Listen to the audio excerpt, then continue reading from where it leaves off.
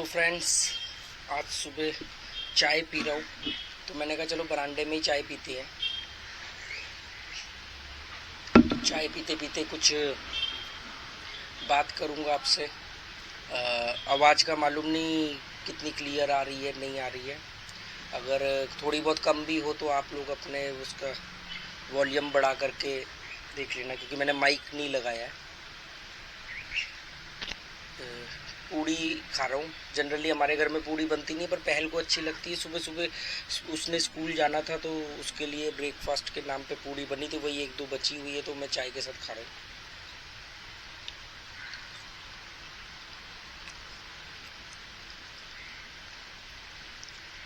हवा बिल्कुल नहीं चल रही, पर फिर भी पानी का प्रेशर आ रहा है उधर से इधर।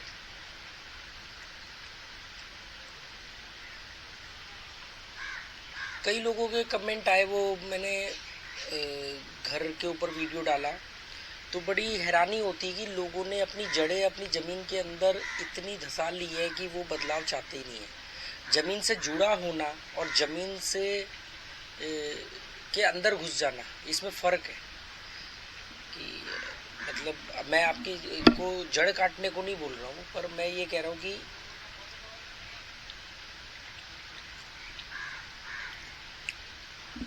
मैंने उस वीडियो में ये कहा कि आप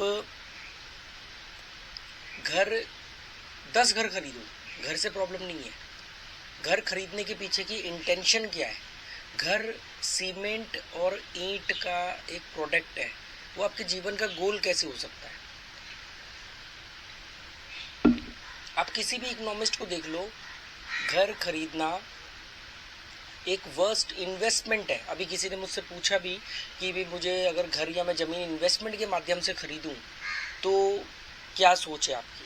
तो आप मुझे एक बार बताओ ना, अगर आप रिटर्न के हिसाब से, अगर आप इन्वेस्टमेंट और इन्वेस्टमेंट में जो रिटर्न आएगा उसके हिसाब से देख रहे हो तो आप कंपैरिजन करो ना। गोल्ड और ज़मीन का रिटर्न ऑलमोस्ट सेम ही होता है, ठीक है?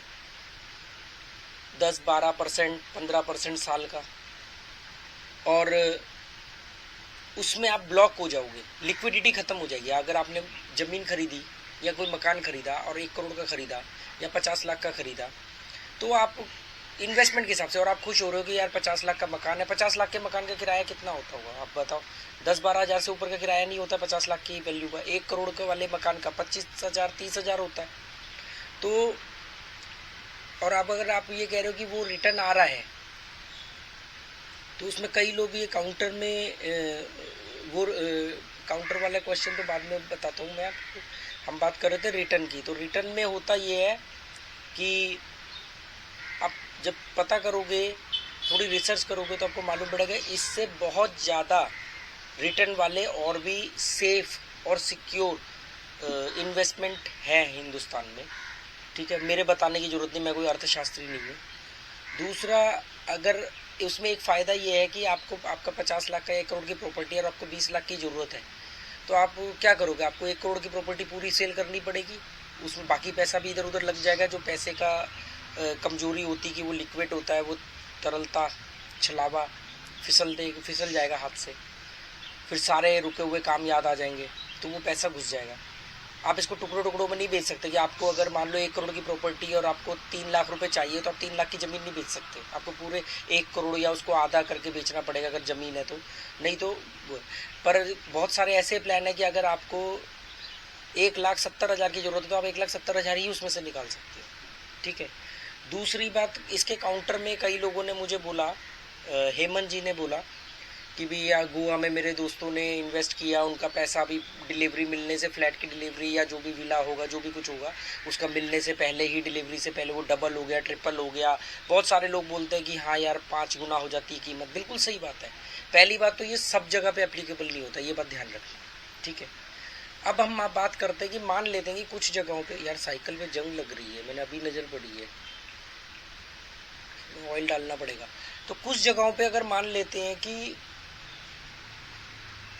डबल भी हो जाती है या 5 गुनी भी हो जाती है, तो आप मुझे एक बात बताओ ना कि ज़मीन की कीमतें कहाँ बढ़ती हैं?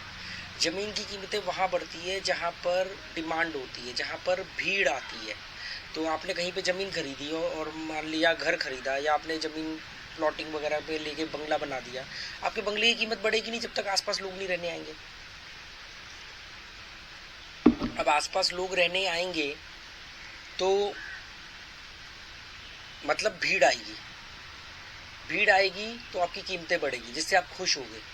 यही तो होता है ना कि 5 गुना रेट तभी होता है। मेरा खुद का दिल्ली में जो मैंने फ्लैट खरीदा था जब मैं 24 साल का था, और उसकी कीमत लगभग 10 गुना,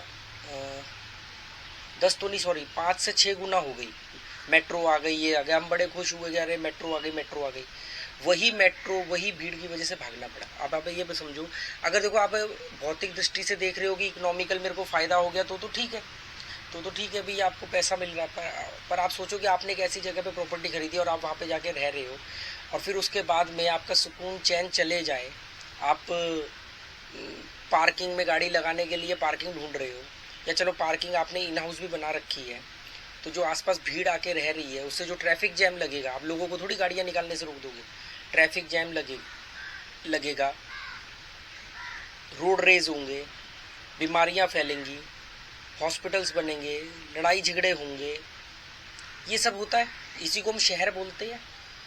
शहर क्या होता है, एक जगह पे एक आदमी ज़मीन खरीदता है या फैक्ट्री लगाता है, फिर उसके पास और सारे लोग आके रहते हैं, फिर और भीड़ आती है, वो दिखावा करते हैं, वो दिखावे को देख के और भीड़ आती है, और फिर उसके बाद में वहाँ पे ज़मीन की कीमतें बढ़ती हैं। जो पहले आए होते हैं वो बहुत खुश होते हैं, फिर जो बाद में आए होते हैं वो उसको ग्रोथ मानते हैं, फिर वहाँ पे बात पे लड़ाई झगड़े होते हैं, स्ट्रेस बढ़ता है, सिर फूटते हैं, पार्किंग को लेके लड़ाइयाँ होती हैं, रोड रेज होते हैं, ट्रैफिक जैम होता है, जहाँ पे भीड़ ज़्यादा होती है वहाँ बीमारियाँ फैलने के चांसेस ज़्यादा होते हैं, पेड़ कटते हैं, भीड़ आएगी तो पार्क ख़त्म हो जाते हैं, पार्कों को इंटेंशनली ख़त्म किया जाता है बिल्डरों के द्वारा ताकि उसको वो जगह को गवर्नमेंट से ले सके। ऐसी बहुत सारी चीज़ें होती हैं। और पार्क क्या करेगा, अगर चारों तरफ आपके हाईवे कह रहा हूँ, चारों तरफ आपके ट्रैफिक घूम रहा है, रोड है और बीच में पार्क है, तो वो पार्क क्या कर लेगा। तो इस तरह के बहुत सारे रीज़न है। फिर जैसे हेमंत जी ने कमेंट में लिखा भी कि मैं हिंदुस्तान तो नहीं घूम सकता और मेरे घर में कुछ बड़े बुजुर्ग लोग हैं। तो देखो, जो मेरे ख्याल से ना, देखो अगर तो आपने अब वक्त निकल चुका है कि मतलब उनकी हालत बहुत ज़्यादा ख़राब है या बहुत ज़्यादा एजेड है तो बात अलग है। आपने वक्त रहते चीज़ें संभाली नहीं, आपने हमेशा, मतलब आपकी बातों से मुझे ये लग रहा है कि आपका टोटल केंद्र बिंदु जो सेंटर पॉइंट है वो इकोनॉमी है, वो पैसा है कि कितने की प्रॉपर्टी आएगी और वो 5 साल बाद कितने की होगी। अरे भाई साहब, आप ये भी तो सोचो ना कि 5 साल बाद आपकी प्रॉपर्टी 5 गुना की होगी, पर आपके ज़िंदगी के 5 साल भी तो कम हो गए। 5 साल, एक दिन के अंदर 24 घंटे होते हैं, 1440 मिनट होते हैं। आप 5 साल कम कर दोगे कि वो जो 5 गुना होगा ना, वो सजीव नहीं है, निर्जीव है पैसा। बुढ़ापे में आप लोग फिर आके रहना है ऐसे फार्म हाउसों में, अपनी जवानी को दिखावे में या लग्जरी के नाम पे, कंफर्टेबल के नाम पे। वॉरेन बफेट दुनिया का 3 नंबर का सबसे अमीर व्यक्ति है, अभी मेरे को एग्जैक्ट मालूम नहीं तीसरा है, चौथे है, दूसरे। वो आज भी अपने 70 साल 60 साल पुराने घर में रहते हैं। वो एक अभी मेरे को किसी ने क्लिप भेजी कि आपकी बात सही है प्रॉपर्टी को लेके, उसमें कोई स्पोर्ट्समैन था, उसका वेस्टर्न कंट्री का $10 बिलियन उसकी नेटवर्थ है, और वो कहता है मैं किराए के मकान पे रहता हूँ। देखो, इन्वेस्टमेंट इज़ डिफरेंट इशू। मैं क्या बोल रहा हूँ, घर आप 10 खरीदो, 50 खरीदो, खूब पैसा कमाओ, पर अपने आप को बंधने मत दो। और ये डिप्लोमेटिक जवाब देकर के आप अपने आप को बेवकूफ़ नहीं बना सकते। कि मैं, एक ने कमेंट किया था, उसने कहा कि भाई मैंने अपने बच्चों को बोला है खूब पैसा कमाओ, खूब EMI भरो, खूब मकान खरीदने से पहले कीमत सोचना ना पड़े। फिर उन्होंने दूसरा कमेंट किया, पर मैंने उनको ये भी बोला कि भाई इतना मत कमाओ कि पैसे के अंदर ही घुस जाओ, पैसा ही सब कुछ हो जाए और कुछ मन की शांति भंग हो जाए। अरे बॉस, ये डिप्लोमेटिक जवाब देके आप कब तक अपने आप को धोखा दोगे। ये दोनों सेम है। अगर कोई आदमी पैसा कमाएगा तो मन की शांति नहीं कमा सकता। आपको ये बैलेंस करना ही पड़ेगा। आपको पैसे ना कहना आना ही पड़ेगा। आपको पैसे को मना करना पड़ेगा कि भाई मेरे लिए 4 रोटी की ज़रूरत है, 1 छत की ज़रूरत है। वो छत अपनी हो, वो छत किराए की हो। अपनी का माइनस पॉइंट ये है कि वो आपको एक जगह पे बांध देती है। ऐसा थोड़ी कि दुनिया, हिंदुस्तान के अंदर 60% से ज़्यादा लोगों के पास अपने मकान नहीं है, भूमिहीन है, मतलब ना अपनी ज़मीन है ना अपने मकान है। अफोर्डेबल हाउसिंग की स्कीम ही गवर्नमेंट इसलिए लेके आई थी। तो क्या वो 60% लोग क्या सारे के सारे सड़क पर सोते हैं? अरे आप कॉमन सेंस लगाओ ना। आप भी जो मकान खरीद रहे हो किराए के लिए तो बना करके दे रहे हो, तो वो लोग कहाँ से सड़कों पर रहेंगे? आप ही का खरीदा हुआ 50 लाख का फ्लैट मैं आप ही से 15,000 रुपये किराए पे लूँगा। आपका ही खरीदा हुआ 1 करोड़ रुपए का फ्लैट मैं आपसे 25-30 हज़ार रुपये किराए में लूँगा। और उसी 1 करोड़ रुपए को अगर आप आधा % ब्याज पे भी देते हो, एफडी भी करते हो 6% साल की, तो सोचो।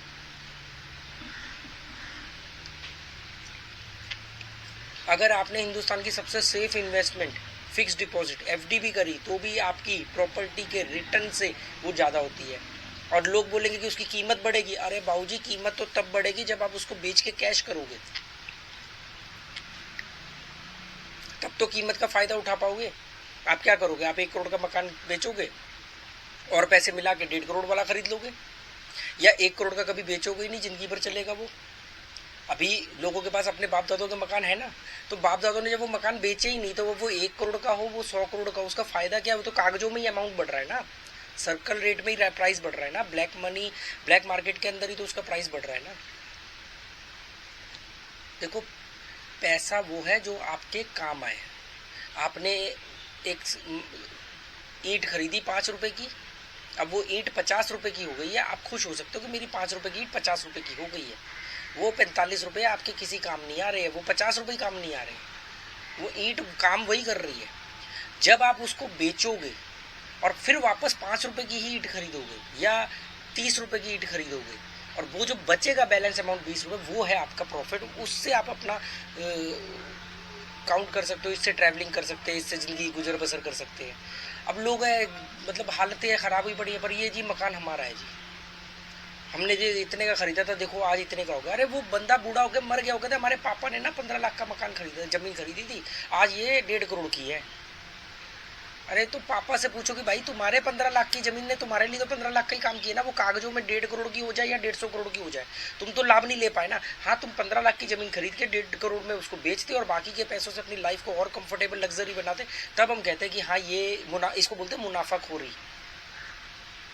आप खरीदे जाओगे, कीमत बढ़ती जाएगी, दोस्तों के साथ दारू पार्टी के अंदर खूब उसकी हवाबाजी करोगे, बाद में वो आप बूढ़े होकर मर जाओगे, वो आपके बच्चे करेंगे, वो डर आप अपने बच्चों के अंदर ट्रांसफर करोगे, वो बच्चे भी ये ज़मीन नहीं बेचेंगे ये सोच के कि पापा ने खरीदी। मैं बहुत सारे ऐसे लोगों को जानता हूँ जिनके पास बाप दादों की ज़मीन है पर बेच नहीं पाते, हिम्मत नहीं है उनके अंदर, अगर बयाना लेके मुकर जाते कि अब नहीं, हम नहीं बेच रहे, क्योंकि उनको लगता है कि यार बाप दादों ने तो बना ली, पता नहीं हमसे बनेगी नहीं बनेगी, उनको विश्वास ही नहीं अपने ऊपर।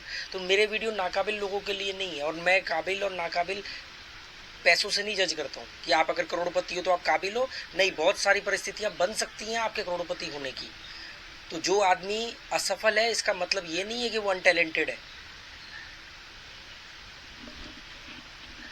रैट रेस में जीत भी गए, चूहा दौड़ में जीतने वाला भी तो चूहा ही रहेगा।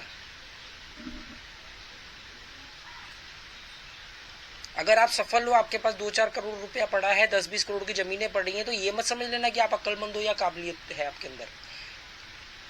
हो भी सकती है और नहीं भी हो सकती है। ऐसा नहीं कि अमीर आदमी काबिल नहीं होते हैं, पर ऐसा भी नहीं है कि अमीर आदमी काबिल ही होते हैं। अमीर आदमियों के अमीर होने के पीछे बहुत सारे कारण भी हो सकते हैं, उनके बाप दादों का सपोर्ट, उनके बाप दादों का बैंक बैलेंस, उनका इलीगल एक्टिविटीज़ में इन्वॉल्व होना, कहीं से सडन गेन हो जाना, अमीर लड़की से शादी कर लेना, ये सब कारण भी हो सकते हैं। और किसी आदमी के नाकाबिल होने का, नाकामयाब होने का मतलब उसका नाकाबिलियत नहीं है। कई बार काबिल व्यक्ति भी ज़्यादातर नाकामयाब होते हैं। क्यों? क्योंकि वो कॉम्प्रोमाइज़ नहीं करते हैं, और वो नाकामयाब भौतिक दृष्टि से होते हैं। अगर आप इकोनॉमिकली देखोगे तो मैं फेल हूँ, और दूसरी दृष्टि से देखोगे तो शायद जो मैं सुकून से बैठ के चाय पी रहा हूँ, वो सुकून आपको नहीं मिल पाएगा। आप एक्टिंग कर सकते हो सुकून मिलने की, मेरे पास कोई दिनचर्या नहीं है। मैं सुबह उठता हूँ आराम से, जब मर्जी उठता हूँ, 3 बजे रात को सोता हूँ, कभी भी सुबह 6 बजे उठ जाता हूँ, 5 बजे उठ जाता हूँ। कोई खाने का टाइम नहीं, कोई सोने का टाइम नहीं, जब मन करता तब सो जाते हैं, जब मन करता तब उठ जाते हैं, जब मन करता आप लोगों से बातें कर लेते हैं। तो ये इस तरीके से चीज़ें चलती रहती है। 9 to 5 वाली वो है नहीं। और आप लोगों की बात बहुत कम लोगों की समझ में आएगी, क्योंकि आप लोग डरते हो। आप लोगों ने शतरमुर्ग की तरह अपनी गर्दन जो ज़मीन में दबा रखी है, आप उसको निकालना नहीं चाहते हो। बिल्ली अगर आंख बंद कर ले तो उसको ऐसा लगता है कि उसको कोई देख नहीं रहा है, तो आपके आंख बंद करने से सच नहीं बदलने वाले। ये वाली कहावत शायद इसमें मैच नहीं करी पूरी तरह, पर आंख बंद आपने कर रखी है, ये बात सच है। चलो यार, मेरी चाय ठंडी हो रही है। Okay, goodbye, thank you.